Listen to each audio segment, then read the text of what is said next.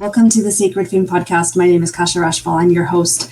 I want to talk about the limitations in the universe today. I know that's a big topic. It's something that I've been contemplating since I came across a really cool quote while I was doing research for a recent class that I was teaching. And I can't quite figure out where this quote comes from. Based on my research, it may be from the Torah. And then also I've found articles that Jordan Peterson has written about it. And so I apologize, I don't know the actual source. But the quote basically goes like this: if God is omnipresent, omnipotent, and omniscient, what does it lack? Now, I use the word universe instead of God, but if universe is omnipresent, omnipotent, and omniscient, what does it lack? And the answer is limitation, only limitation. And I found that so fascinating, especially in this continuing discussion that we've been having on this podcast around purpose and what is the purpose? How do we discover our purposes? How do we connect with them? How do we fulfill them? How do we know that we are fulfilling our potential as we show up every day in life? And why I love this quote so much and why it just got me so excited is because I've definitely struggled with limitation in my life, right? I bet you have too. And not just limitation in terms of like finances or time or whatever resources, but just the fragility and the limitation of being in a body, right? It seems like it would be so much easier to be in the non-physical. And I remember it was 2015, so quite a while ago now, that I had this awareness, and it actually came from a teaching that Dr. Wayne Dyer, he's one of my earliest mentors, and I just adore him. It came from him. And I can't even remember what the teaching was, but it was like, there's no hierarchy between spirit and the physical. It's actually on par. Spirit and physical are part of the same coin. It's just two sides of the same coin. And so there is no hierarchy. So it's not necessarily better on the non-physical grass. Right on the other side of the fence, so to speak. The non-physical grass isn't necessarily greener, even though when I was in so much pain and shame and healing from depression, that's what it seemed like. And so I wanted to be non-physical because that was my, assumption. Obviously, having healed from those things and having had different perspectives, having learned from that time and, expanded my own awareness, now I know that that's true. Spirit spirit or non-physical and the physical are simply two sides of the same energetic coin. Everything is energy. That still doesn't always make life easy, right? It doesn't. But what I love about that quote is that the only thing the universe lacks is limitation, is it kind of points to the purpose of why we're all here in these bodies, in these fragile little bodies that need so much protection, that need nourishment, that need sleep, that need nurturing, right? Why are we in these? So that the universe can experience itself in a more precise, more acute way through the senses that the body provides. I don't know what it's like to be non-physical, but I'm imagining that you don't have the same level of access to information that your senses can provide, right? And having listened to Abraham Hicks and a whole bunch of other, spiritual teachers that talk about what it's like to be in the non-physical, it sounds like it's a lot of bliss.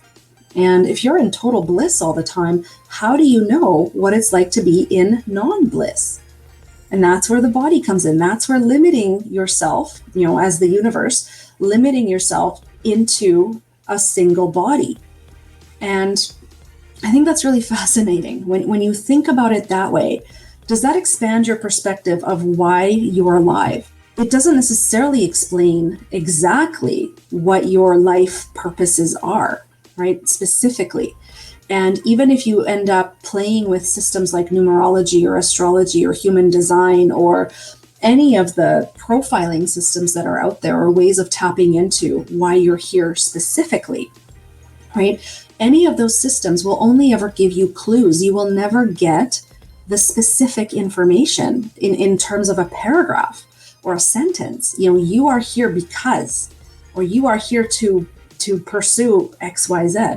It doesn't happen that way. And I think the reason the fullness of our purpose is here in this physical life is unknowable is because we get to know it as we pursue it.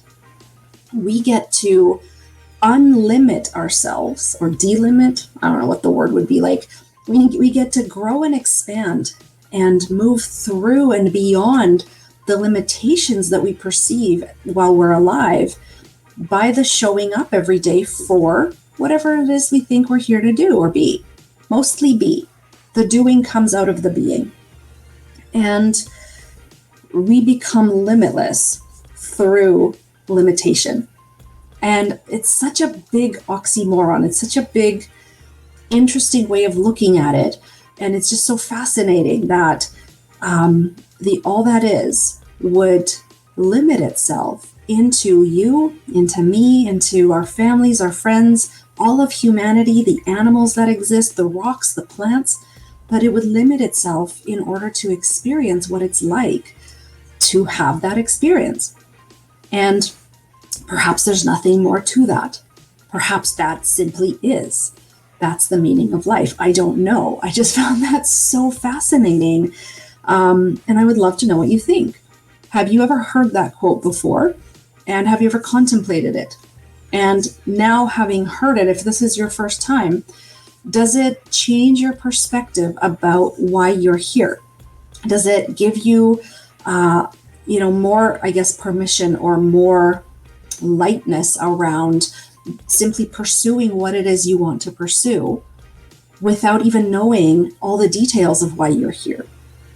Right? Because even I work with the Akashic Records, I study advanced numerology, and through those two systems, I'm able to get a lot of detail about, the clients I work with, why they're here, who they're here to serve, what their life contribution is, what is the message, the main message that they are here to share by living their life, what is the main accountability that that their soul is wanting to explore through their life, right? We can get that level of detail. But it is still only a clue. It's like a map. It's not the full territory of the purpose of that person's soul or that person's human self. And so even though it would seem like knowing all the details of why you're here, what you're here to do, who you're here to be, would be so much easier, I think that would be too limiting. Because it would infringe upon our free will of exploring, of being able to make choices and being able to decide who we want to be. So big question, not a lot of answers, just really interesting discussion. And when I came across this quote in my research for the class that I was teaching on charting your purpose through the Akashic Records, it just added this air of not necessarily mystery, but this air of we're actually on track. No matter whether you know in detail who you're here to be, what you're here to do, or you don't know anything at all. The fact that you are in this body means that the universe limited itself to experience life through you, and that is enough. And so if that's all you get out of this quote, if that's all you connect to by listening to this, then that's enough, right? You are enough because you exist. When you can embody that, watch your life change. Thanks so much for listening. Share this with anyone who you think may need to hear this message, and hit subscribe. I look forward to seeing you next time.